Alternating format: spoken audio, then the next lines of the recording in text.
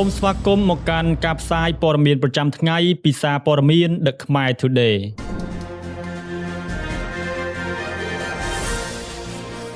AOT ចុះពិនិត្យការខូចខាតគណៈ UN ឆ្លើយតបការជំទាស់របស់ថៃជំវិញតួលេខជនភៀសសឹកកម្ពុជា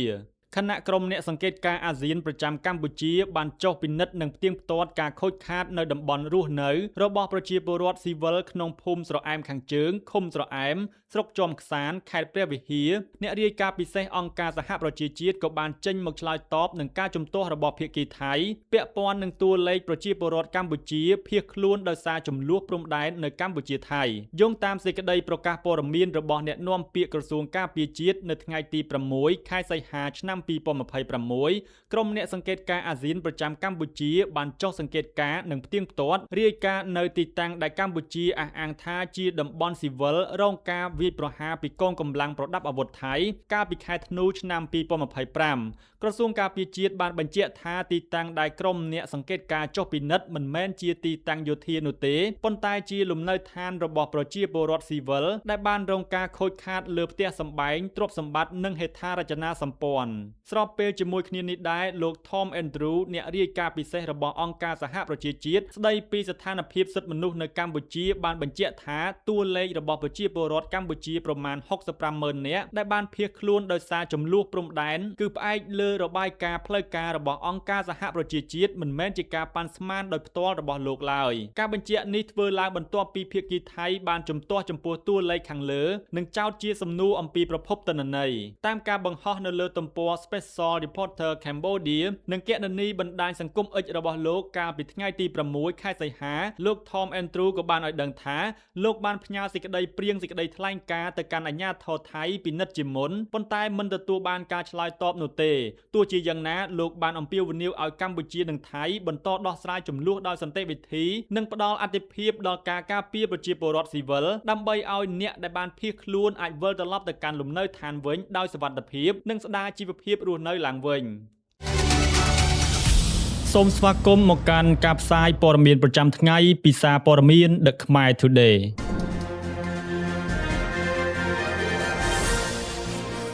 សិស្សសាលាបើកការបាញ់ប្រហារនៅសាលាថៃបណ្ដាលឲ្យគ្រូនិងសិស្សស្លាប់7នាក់និង15នាក់រងរបួសមនុស្សយ៉ាងហោចណាស់7នាក់បានស្លាប់និង15នាក់ទៀតរងរបួសបន្ទាប់ពីមានហេតុការណ៍បាញ់ប្រហារនៅក្នុងសាលាទេពសិរិននន្ទបុរីស្ថិតក្នុងស្រុកបាងក្រួយខេត្តនន្ទបុរីប្រទេសថៃកាលពីព្រឹកថ្ងៃសុក្រតាមការបញ្ជាក់ពីអាជ្ញាធរថៃជនរងគ្រោះដែលបានស្លាប់រួមមានគ្រូបង្រៀន3នាក់សិស្ស3នាក់និងជនសង្ស័យដែលជាអ្នកបាញ់ប្រហារហេតុការណ៍នេះបានកើតឡើងប្រមាណម៉ោង 10:00 នាទីព្រឹកបន្ទាប់ពីមានសេចក្តីរាយការណ៍អំពីការបាញ់ប្រហារនៅក្នុងបរិវេណសាលាកម្លាំងនគរបាលនិងក្រុមសង្គ្រោះបន្ទាន់បានចុះទៅកាន់ទីតាំងកើតហេតុដើម្បីជម្លៀសសិស្សគ្រូបង្រៀននិងបុគ្គលិកសាលាព្រមទាំងគ្រប់គ្រងស្ថានភាពអ្នករងរបួសចំនួន15នាក់ត្រូវបានបញ្ជូនទៅកាន់មន្ទីរពេទ្យដើម្បីទទួលការព្យាបាលខណៈអាជ្ញាធរកំពុងបន្តប្រមូលព័ត៌មានលម្អិតអំពីស្ថានភាពរបស់ពួកគេក្រោយហេតុការណ៍ប៉ូលីសបានឆែកឆេររបស់របរសិស្សដែលត្រូវបានសង្ស័យថាជាជនបង្កហេតុនិងបានរកឃើញគ្រាប់រំសេវជាច្រើននៅក្នុងកាតាបរបស់ជនសង្ស័យ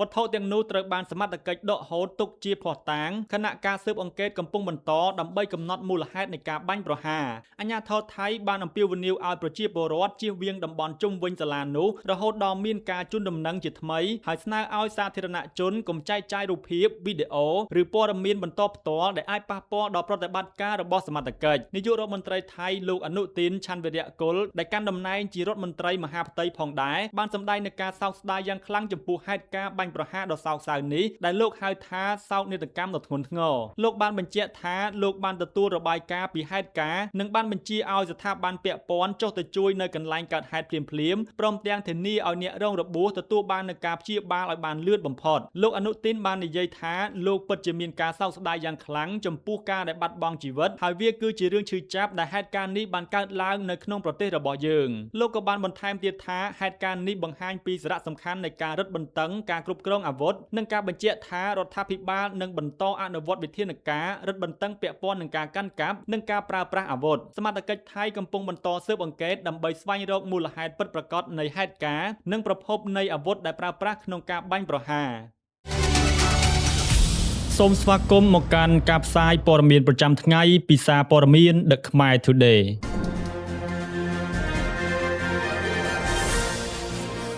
អនុទានពង្រឹងការទូតជាមួយមីយ៉ាន់ម៉ាខណៈការទូតថៃកម្ពុជាកំពុងប្រឈមភាពតានតឹងនិងជាប់គាំងនាយករដ្ឋមន្ត្រីថៃលោកអនុទានឆាន់វីរៈគុលកំពុងជំរុញការទូតរបស់ប្រទេសថៃជាមួយមីយ៉ាន់ម៉ាតាមរយៈការបើកទ្វារទំនាក់ទំនងជាមួយរបបយោធារបស់លោកមីនអងលៀងខណៈទំនាក់ទំនងការទូតរវាងថៃនិងកម្ពុជាកំពុងប្រឈមភាពតានតឹងនិងជាប់គាំងពាក់ព័ន្ធនឹងបញ្ហាព្រំដែននិងការចោទប្រកាន់គ្នានៅលើឆាកអន្តរជាតិជុំវិញបញ្ហារកម្មរកូសនេះលោកអនុទានបែរជាអញ្ជើញលោកមីនអងលៀងមេដឹកនាំរបបយោធាមីយ៉ាន់ម៉ាទៅបំពេញទស្សនកិច្ចផ្លូវការនៅប្រទេសថៃទៅវិញដែលជាលើកដំបូងចាប់តាំងពីរបបយោធាមីយ៉ាន់ម៉ាដណ្ដើមអំណាចបាននៅក្នុងឆ្នាំ2021ការផ្លាស់ប្ដូរនេះត្រូវបានមើលឃើញថាជាផ្នែកមួយនៃគោលនយោបាយមួយរបស់ថៃដើម្បីរក្សាបណ្ដាញទំនាក់ទំនងនិងជំរុញឲ្យមីយ៉ាន់ម៉ាវិលត្រឡប់ចូលរួមក្នុងកិច្ចការតំបន់វិញខណៈការទូតថៃនិងកម្ពុជានៅតែបន្តស្ថិតនៅក្នុងភាពតានតឹងនិងជាប់គាំងនៅឡើយក្នុងចំណោមប្រទេសសមាជិកអាស៊ានថៃត្រូវបានគេចាត់ទុកថាជាប្រទេសដែលរក្សាទំនាក់ទំនងជិតស្និទ្ធជាងគេជាមួយរដ្ឋាភិបាលយោធាមីយ៉ាន់ម៉ាបើទោះបីរបបនេះត្រូវបានកាត់បន្ថយតួនាទីក្នុងកិច្ចប្រជុំកំពូលអាស៊ានចាប់តាំងពីឆ្នាំ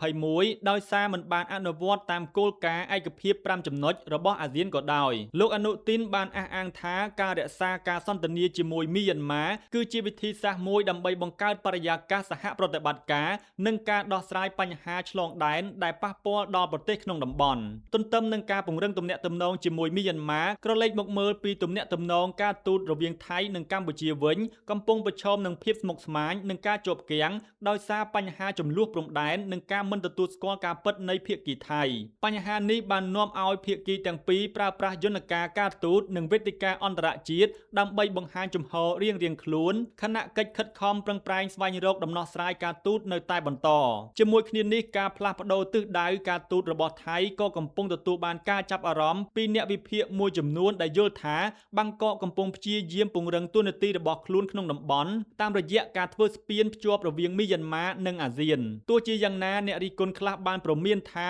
ការបើកទំនាក់ទំនងជិតស្និទ្ធជាមួយរបបយោធាមីយ៉ាន់ម៉ាអាចនាំឲ្យថៃប្រឈមការរិះគន់ពីសហគមន៍អន្តរជាតិប្រសិនបើមិនមានការធានាអំពីការរីកចម្រើនផ្នែកសន្តិសុខនិងសិទ្ធិមនុស្សស្ថានភាពនេះបានបង្ហាញថានយោបាយការទូតរបស់ថៃកំពុងស្ថិតនៅក្នុងដំណាក់កាលស្វែងរកតុល្យភាពរវាងការរក្សាផលប្រយោជន៍ជាតិការដោះស្រាយបញ្ហាសន្តិសុខតាមព្រំដែននិងការរក្សាទំនាក់ទំនងជាមួយប្រទេសជិតខាងក្នុងតំបន់អាស៊ានខណៈបញ្ហាការទូតជាមួយកម្ពុជានៅតែស្ថិតនៅក្នុងភាពតានតឹងនិងជាប់គាំងមិនទាន់អាចឈានទៅរកការបន្ធូរបន្ថយបាននៅឡើយ